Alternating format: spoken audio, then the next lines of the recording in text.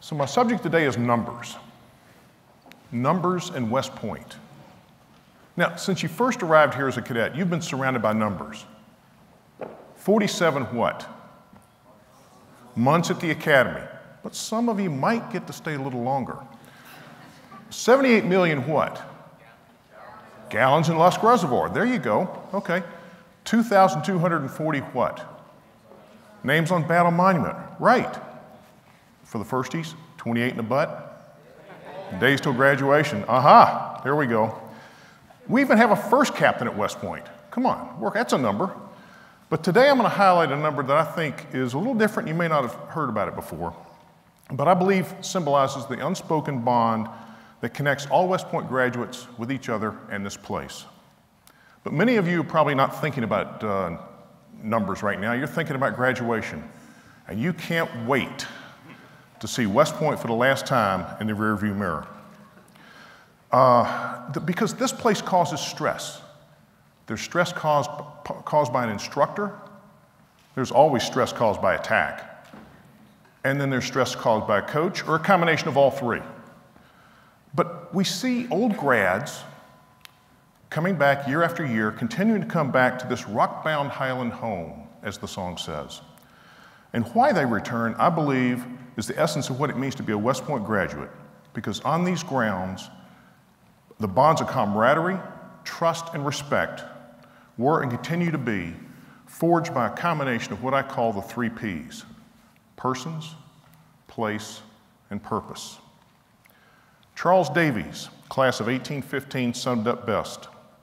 Speaking at the first annual reunion in 1870, he said, "The graduates are bound together, the living and the dead, by the tender sympathies of an ingenuous youth, by the strong ties of a noble profession, by the undying love of a common country, by the annual gatherings at the place we honor and love so much." 43 graduates were here for that first reunion, and as thousands have done since, I'll bet you could hear the same question over and over again. Do you remember the time when we, fill in the blank, threw up after the IOCT? Moved the Navy's tax office onto the plane, pulled an all-nighter, had to rush and sprint to the social building, turn in our papers, snuck off post to go to Benny Havens, nearly drowned in plebe swimming, survival swimming. How did we all get through this? Well, of course, they, like you and everybody, got through because of each other. It's no secret that deep bonds take hold when faced with tough challenges, and particularly people like the Corps of Cadets when you face those challenges together. Because here, those same bonds also connect the ranks of the long gray line with the ghostly assemblage of past generations. For example, each year in Florida, a group of graduates clean and maintain the gravesite of Henry O. Flipper. Why do they do that? Nobody asked them to. None of them knew Flipper. They were all born long after Flipper had died. They know that Flipper went through the same rite of passage they did here in this place. Only his experience at West Point was no question much tougher. Or consider this. Nearly 30 years after the Civil War, on a cold February day, former Confederate General Joseph E. Johnston stood hatless in the freezing rain for over an hour at the funeral, he was a pallbearer, of former Union General William Tecumseh Sherman. The sleet and cold that day caused Johnston to catch pneumonia, and as Johnston lay dying a few days later, he merely said, "If he, Sherman, had been in my place, he would have done the same." Now, all of us know that this place on the S curve of the Hudson River and below Storm King Mountain is iconic. This place is the granite Gothic buildings. This place is the green athletic fields and the peaceful West Point Cemetery. But let's be honest, this place is also the area. This place is also the cadet in the red sash. And this place is also taking boards in math class. And it's also taking that step off the 10-meter platform in Crandall Pool. These core experiences, some remain purely symbolic, establish reference points that connect generations of grads. Every member of the long gray line has felt the icy wind whip across the plain. Every member of the long gray line has felt the pounding headache of a tar bucket jammed down on a summer parade. Every grad, every member of the long gray line has known the boredom of guard duty and 100 other many ordeals that cadets have experienced in some form literally for centuries here at West Point. Taken together, all these experiences and more are the basis for the respect and bond that graduates have for one another and their alma mater. So this fusion of two of the three P's of persons, the Corps of Cadets, with the place has found its way into many of the songs we sing. Grip hands with us now, though we see not. Grip hands. These words from the Corps are spoken to those of the Corps long dead. The bond of respect extends backward and forward across generations. It transcends the visible world. Or consider the last line of the alma mater. Live, serve, and die we pray. West Point for thee. West Point itself is animated with a spirit. All the poetry, the songs, and oaths are summarized in 3 words: duty, honor, country.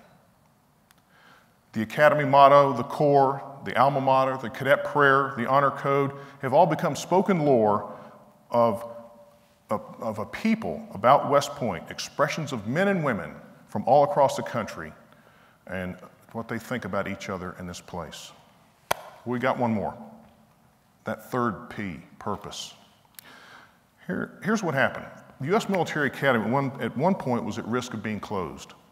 You see, during the Civil War, it came within a few votes in Congress of being closed because many believed that because of some cadets and some graduates had gone to fight against the Union in the War of the Rebellion, it should be closed.